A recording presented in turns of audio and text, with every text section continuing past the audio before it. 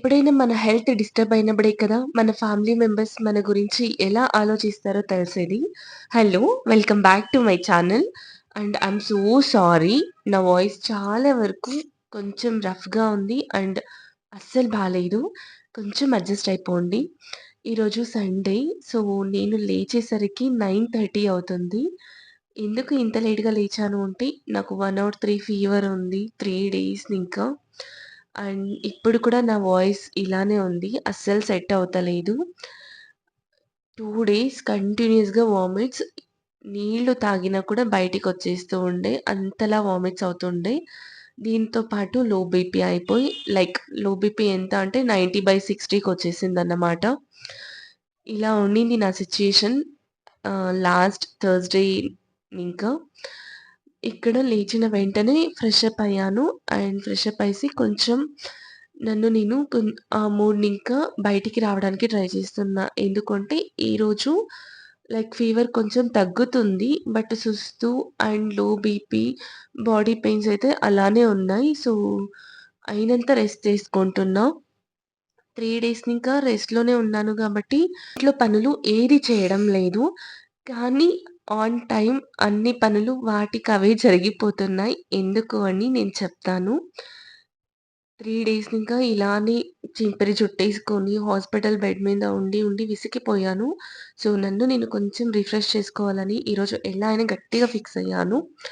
ఎలాగో ఫీవర్ కూడా తగ్గుతుంది కాబట్టి కొన్ని చిన్న చిన్న పనులు చేసుకోగలుగుతాను అనిపిచ్చి, ఇలా నన్ను నేను ప్రిపేర్ చేసుకుంటున్నా వర్క్స్ చేయాలని. కానీ సర్ప్రైజింగ్‌లీ నేను లేచేసరికి చాలా పనులు అయిపోయాయి. మిషన్‌లో వేయాల్సిన బట్టలు మిషన్‌లో వేసి రన్నింగ్‌లో ఉంది. అండ్ వాష్ చేసిన బట్టలు చైర్ మీద ఉండాయి.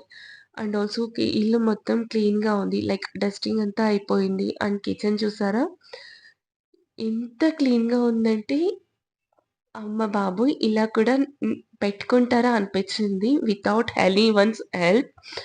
ఇక్కడ పాలు కూడా కాచి పెట్టేసారు. అండ్ నా గురించి ఇక్కడ పాలు కలిపి పెట్టారు. బాదం పౌడర్ కొంచెం ఏసి ఉత్త పాలు తాగలేనని ఇలా కలిపి పెట్టారు.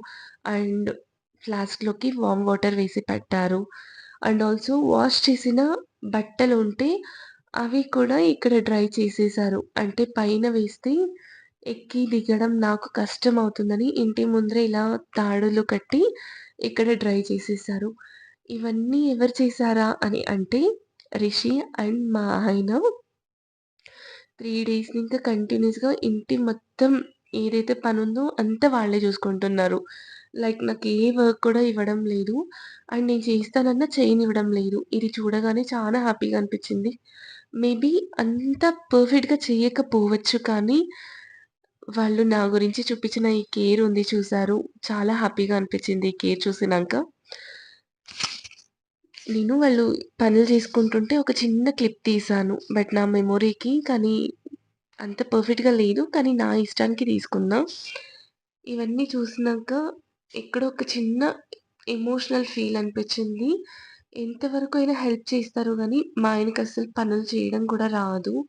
కానీ నాకు ఇలా సిక్ ఉన్నప్పుడు పాపం చాలా వరకు ట్రై చేస్తారు కదా! నన్ను కంఫర్ట్ చేయడానికి. ఒక బ్లెస్సింగ్ లాగా అనిపిస్తుంది నాకు.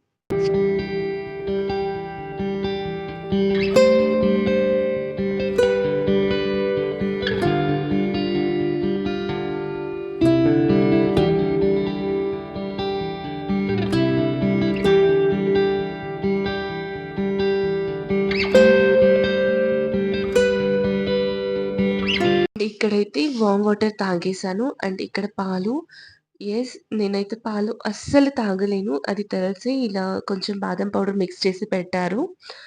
అయినా సరే తాగను అని డౌట్ ఉంది వాళ్ళకి. అందుకే ఒక చిన్న బిస్కిట్ ప్యాకెట్ నా గురించి తెచ్చారన్నమాట. అట్‌లీస్ట్ ఇలా అయినా కొంచెం ఏదైనా తింటాను అని. బికాజ్ కంటిన్యూయస్ వామిట్స్ వల్ల ఫుడ్ ఏది సరిగా తీసుకోలేకపోతున్నా. డాక్టర్ ఎక్కువ లిక్విడ్ ఐటెమ్స్ తీసుకోమన్నారు. అది కూడా సరిగ్గా తీసుకోను అని ఒక డౌట్‌లో వాళ్ళిలా అయినంత వరకు నన్ను కంఫర్ట్ జోన్‌లో పెట్టడానికి ట్రై చేస్తున్నారు. నాకు ఇలా వాయిస్ ఓవర్ ఇస్తుంటే ఇంకా ఎమోషనల్ అనిపిస్తుంది. కన్నడలో ఒకటి చెప్తారు. "గంಡನ ಗುಣ ಹೆಂಡತಿ ಅನಾರೋಗ್ಯದಲ್ಲಿ" అని. మీన్స్ ఏంటంటే వైఫ్‌కి బాలేనప్పుడే కదా హస్బెండ్ క్యారెక్టర్ ఏంటి అని తెలుస్తుంది అని సో, ఇప్పుడు మీకు ఈ వీడియో చూస్తే మా ఆయన క్యారెక్టర్ ఏంటో తెలుస్తుంది కదా! ఎలాగో కొంచెం బెటర్‌గా ఉన్నాను. సో, రిషి అండ్ మా ఆయన అమ్మ వాళ్ళ ఇంటికి వెళ్లారు. బికాజ్ 3 డేస్ నుంచి మరీ రైస్ తిన్నా. నాకు తినాలనిపిస్తలేదు అని చెప్తే, అమ్మ దగ్గర కుక్ చేపిచ్చుకొని రావడానికి వెళ్లారు పాపం. ఈ లోపల క్లాత్స్ ఉంటే అవి ఫోల్డ్ చేసిస్తున్నా. అండ్ రిషి కూడా వచ్చేసాడు. అమ్మకి ముద్ద చేయమని చెప్పాను. రాగి సంగటి చేయమని చెప్పాను. అది చేసి సాంబార్ చేసి పంపించారు. నేను చెప్పాను కదా! నా చేతిలో ఏం పని చేపించడం లేదు రిషిని. అండ్ పర్టిక్యులర్‌గా రిషి చూపించే కేర్ నాకు నిజంగా ఒక ఫాదర్‌లాగా అనిపించింది. నేను తాగిన పాలు, ఆ కప్ కూడాను రిషినే క్లీన్ చేస్తున్నాడు. లైక్ నాకు ఫీవర్ ఉంటే నా హెడ్‌కి మనం వెట్ క్లాత్ వేస్తాం కదా! చిన్న పిల్లలకి. అలా క్లాత్ వేయడం అండ్ టెంపరేచర్ చెక్ చేయడం, అప్పుడప్పుడు వచ్చి నన్ను కేర్ చేయడం, లైక్ నా పక్కలోనే ఉండడం, ఇలా చాలా కేర్ చేశాడు. నాకు ఒక్కొక్కసారి నా పేరెంట్స్‌లాగా అనిపించేసాడు. అంత కేర్ చేసేసాడు. ఎక్కడో ఒక్కసారి నేను వాడికి అమ్మనా? లేక వాడు నాకు పేరెంటా అనిపిచ్చేసింది.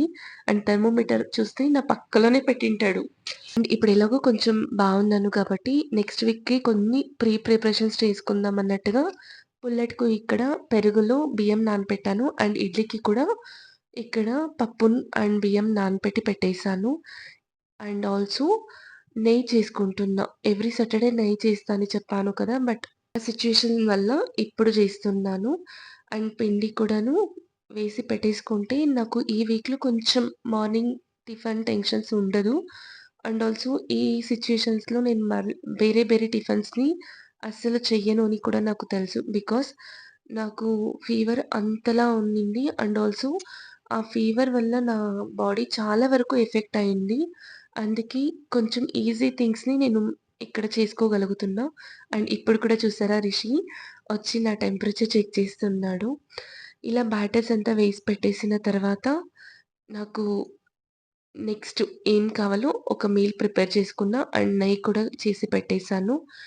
దీన్ని ఇలా స్టోరేజ్ కంటైనర్‌లో వేసుకుంటే ఆల్ సెట్. ఈ వీక్ మీల్ ప్లానింగ్ అయితే చాలా సింపుల్‌గా చేసుకున్నా.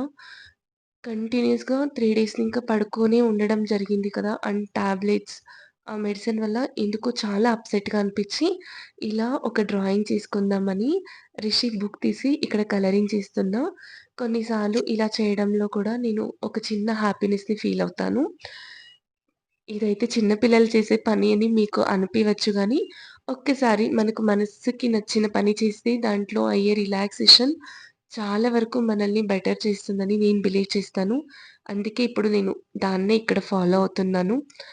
అండ్ ప్లీజ్ ఎక్స్‌క్యూజ్ చేసేయండి. నా వాయిస్ చాలా వరకు ఇలా ఉంది. అండ్ కొంచెం బేర్ చేసేయండి. ఇప్పటి వరకు నా వీడియో చాలా పేషెన్స్‌గా చూసినందుకు థాంక్ యూ సో మచ్. ఈ వీడియో గనుక మీకు నచ్చితే ప్లీజ్ ఒక లైక్ చేయండి. అండ్ నా ఫ్యామిలీ చేసిన ఈ చిన్న చిన్న హెల్ప్స్ గురించి మీ ఒపీనియన్ కామెంట్‌లో చెప్పండి. Thank you so much for watching.